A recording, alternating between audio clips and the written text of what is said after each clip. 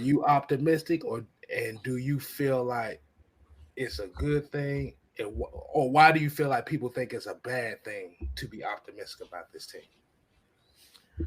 Okay, so personally for me, I always say this, and I put this on Twitter as well. I always say this on my channel. I'm biased because I'm a diehard Falcons fan. So I'm always gonna talk cash no matter what when it comes to the Falcons. But to be optimistic is a good thing. Like I feel like if you're gonna have a team, you gotta have faith in your team. Point blank in the period. When it comes to the Falcons, yeah, we're gonna be realistic, talking about the team. But as I always state, you never know. In football, football is the ultimate team sport. So it's one of those sports where you really don't know from year to year. Like as the coaches always say and players always say, your team, you can literally go from worst to first within one season.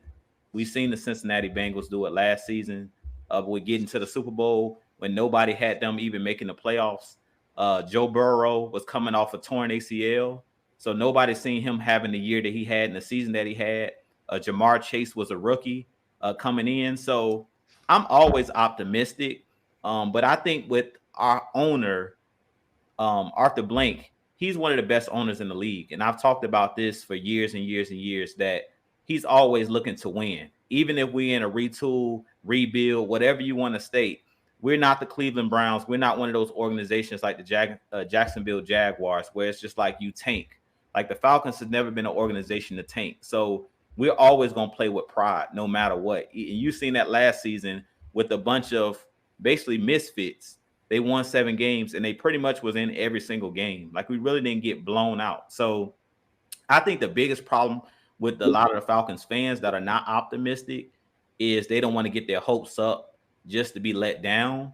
But at the end of the day, how can you call yourself a fan, a fanatic, whatever you want to call it, if you don't believe in your own team? Like, if you're going to believe that you're going to lose, why go to the games? Like, personally, I'm not one of those fans that just want to be entertained. I want our team to win a Super Bowl. That's what it's about for me. So if the Falcons are not winning, looking to win a Super Bowl, then what are we doing?